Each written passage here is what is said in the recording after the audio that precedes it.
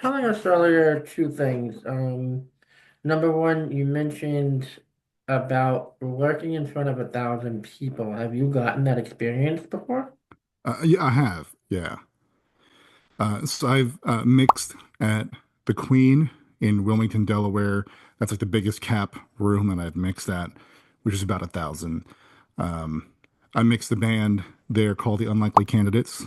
Shout out to them. I don't know. Uh, Maybe they'll see it.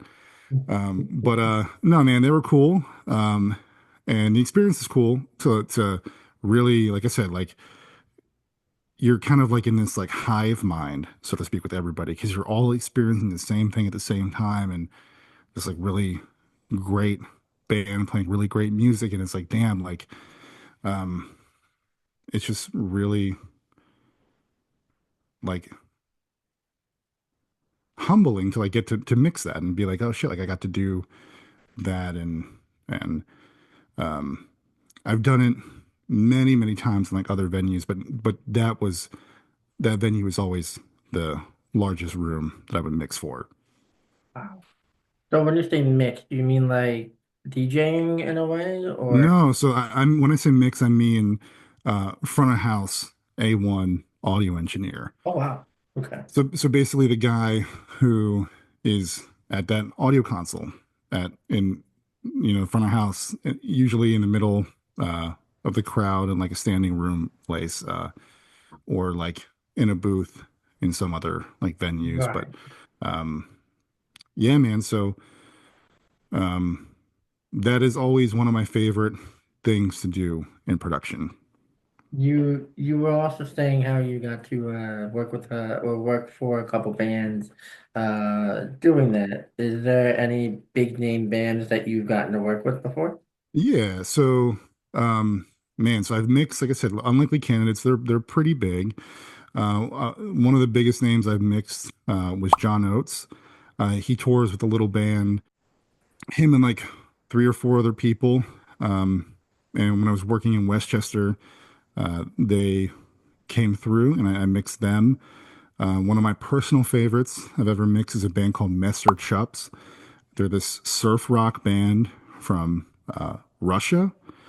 And now they're like their drummer's like my personal friend, Mattia. Fucking love that guy. So I have mixed a couple bigger names, like those are like the bigger of the few, and but I've mixed some really great bands that should be bigger named. And one of the things that I always do, and I mean like fucking always, is always record my mix. So whether that be like if I always bring my backpack to a gig and always have my laptop, and if I have the option to multi-track, which means like recording every single input, like microphone wise, separately into Logic or like Pro Tools, for instance, or something like that. If I don't do that, I would do it straight from the board via USB. So every show pretty much I've ever mixed, I have the recording, either the stereo mix or the multi-track mix of it. That's really cool. Yeah, You'll have to send that over so I can take a listen to some of your work. I will. Yeah, for sure. I'll give you a little taste of the best of the best. That would be really cool. This is actually leading into this question, our conversation. You're talking about mixing with the audio board and all that stuff. When you're making your own track or when you're working for versus a band, right? Like Mhm. you're doing the audio mixing for a band. How long does it take you to produce a track? Um, the difference is so the difference would be like I don't know, man. I would say it definitely fluctuates. If I'm creating something on my own, um, the process would typically be like, oh, I'm playing guitar or bass or messing around with this like MIDI keyboard thing or whatever, and then I come up with a general melody, so to speak, and then I'll kind of advance that and piece it together and then lay drums to it and that kind of thing. So that could take anywhere from like I've done it in a day, literally, where I came up with a concept and I'm like, oh, I love this. Let me let me do, oh, what if I do this? And I'll do this afterwards, and then this, and we'll go back to this, and then let me put some drums to it. I put some drums to it, and then it was basically done in a day, then like mixed in like a week or two.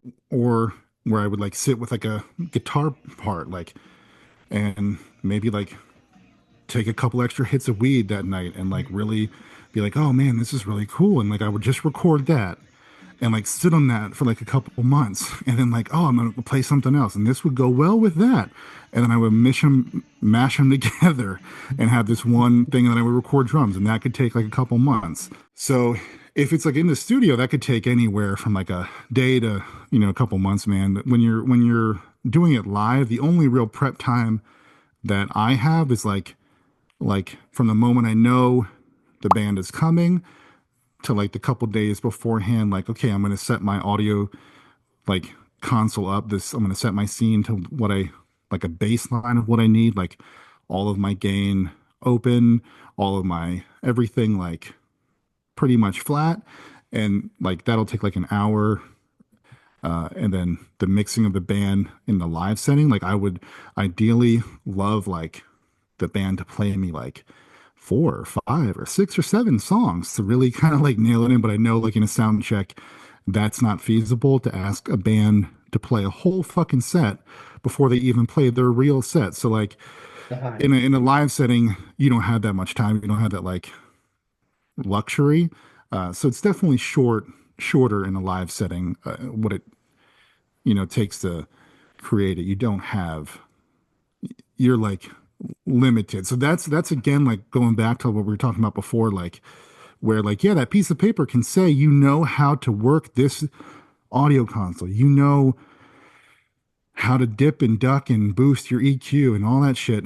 But when it comes time and you only have an hour maybe to prep it and like 20 minutes sound check wise to nail it in, like are you ready?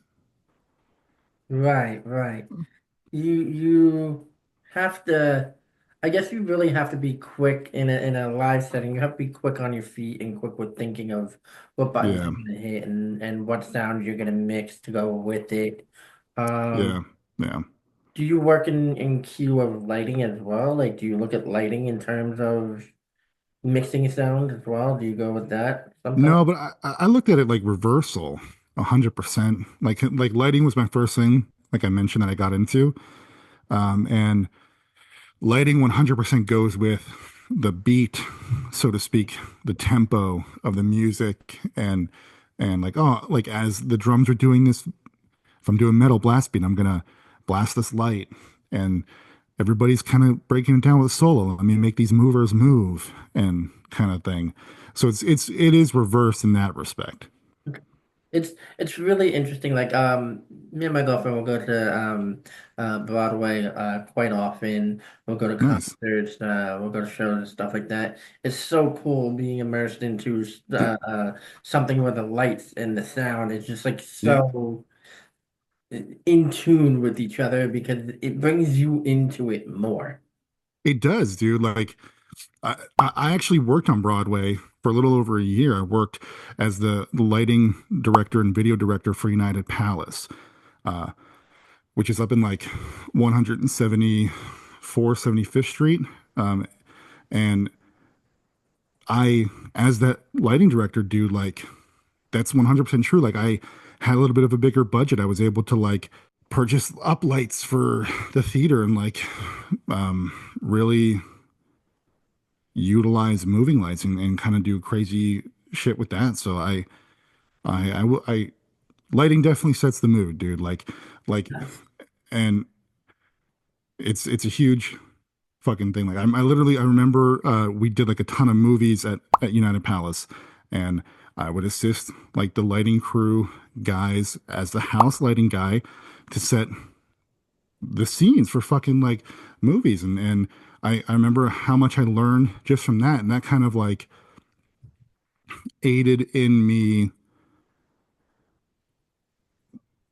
now in film, like looking at it like my composition has to be correct. Like I'm going to hit this with great lights so it looks cool. Absolutely. I'm going to quote you on something that you said earlier.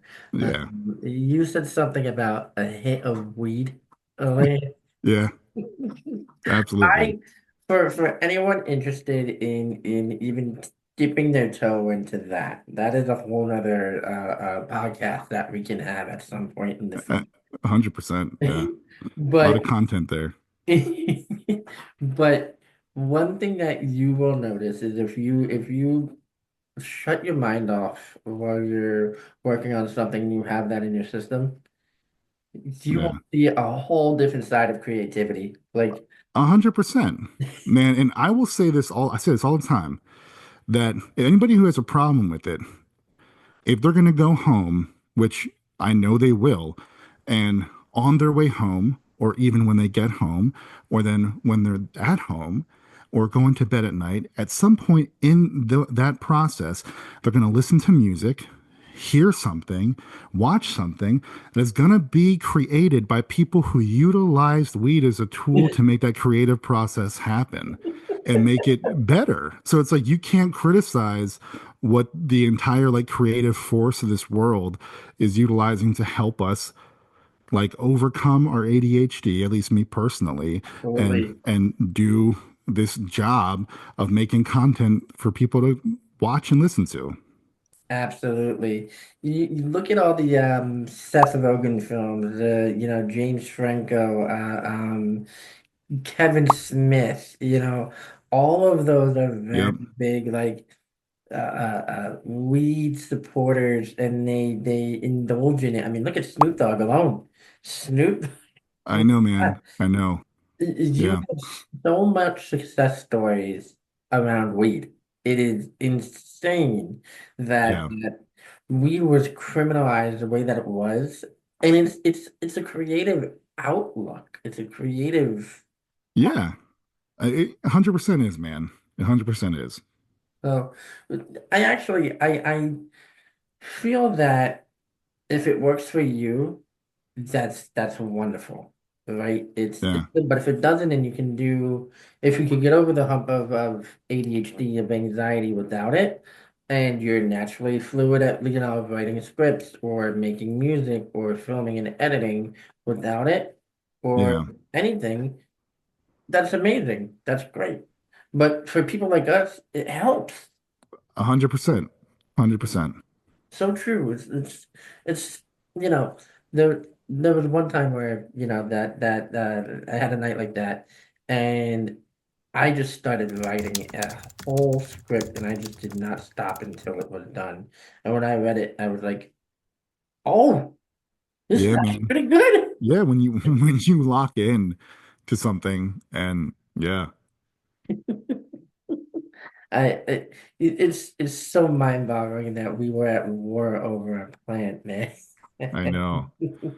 I know, man. And I love living in a state, where it's legal. So, 100%. yeah. So listen, that actually kind of brings me to my next question for you. Yeah. Um, if you could give advice to anybody who's just getting into the field, what advice would you give them about the challenges that come with music production, film production, content production? What advice would you give them to push through it? Man, to just keep trying and don't like if you get discouraged, don't let it become like something where you have to do it for anybody but yourself. Like bring it back to the most like basic of thing where like you shouldn't to begin with be doing this for anybody else because it's gonna influence you and the outcome essentially of what it sounds like, looks like, or whatever. Try to make it look and sound as best as possible, of course, and like utilize the tips and tricks. But don't lose sight of don't lose sight of like what you're truly doing it for, which is like art. And that's that's what it really is. So you first of all you have to have that like whole mindset to begin with that this is art and most likely you wouldn't be doing it if you didn't love it or had that natural like draw to it. But remember that that's what you're doing it for, and that there are, the people who you see who are famous are the lucky people who get to do it, and we can absolutely aspire to be as lucky as that, and which is why we, you know, try our best. But even if we don't do that or get to do the level that we think we should, it doesn't mean that we should stop, because we're ultimately making art that we think is badass and trying to share it with other people, and hopefully they'll think the same. But if they don't, we didn't make it for you. We made it because I thought this concept was cool. I thought this sounded good. I wanted to show this story. I wanted to listen to this style of music, so I created it. 100%. Actually, I saw a quote today. It said, "Be brave enough to disappoint everyone because life is for you." Yeah, You're not doing the things you love for other people. I mean, it's great to put your work out there, you know. yeah, Um, you remember Scott? yeah, totally. Yeah, I shout out to Scott Bennett. a director. Yeah, yeah. It- Um, I told him after we were done filming Are You Worthy? I told him that if I never get to make another movie again, if I never get to film anything else like this again, I'm satisfied because I was able to do it. I was able yeah, to uh, um, prove to myself that I can do it. I am capable of taking something on like this. totally. Um, Yeah, Filming is an art, music is an art, movie is an art, theater is an art. If you have just the ounce of courage to be able to say to other people, I'm going to do this and not worry about what they think, I think right. you can go places. I think you Yeah, can no, run. no, absolutely. Yeah, Um, and you also can't worry about the future and you can't worry about the past either. You have right. to learn from the mistakes and go with the experiences like we were talking about earlier. Go with the experiences that we gain from our self-taught knowledge.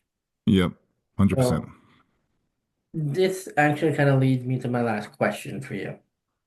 Where do Shoot you it, see yourself in 5 years, and what is a goal that you hope to accomplish by then? man. I just see myself as still working in production. Even if I had $1 million, I would still do some form of audio and video because it's what I genuinely love and enjoy doing.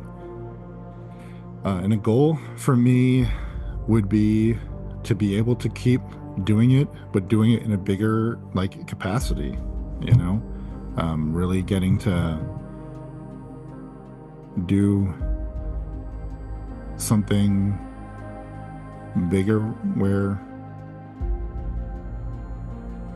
more people are affected by it, can feel it, can, be a part of it. And yeah, Well, hey, I think starting at a band where you're or a mix where you're in front of 1,000 people, man, I think that's a good start. yeah. I mean, I was just lucky enough, be in that situation. The bands are the main draw. I'm just lucky enough to support them, but which I don't necessarily want to be the main guy. I want to be, I just want to, of course, I would enjoy being in the band or getting to play, but all in all, just being a part of that collective, like this is happening now, or this is a piece of art that is happening and will be more or less like immortalized kind of thing. Like, cause, you know, like once it's on the internet, it's forever. The internet's forever, man. And like, like it'll just kind of, content is forever. So, It yeah. is content, whether it's, again, whether it's theater, art, film, scripts, movies, once you put it online, once you digitize it, that's your legacy. Yeah. That's what you're leaving behind. And Yeah. I think art is one of the coolest things that you can leave behind. 100%, man. Everybody appreciates art. Art is in everything, It is. design and whatnot. Yeah.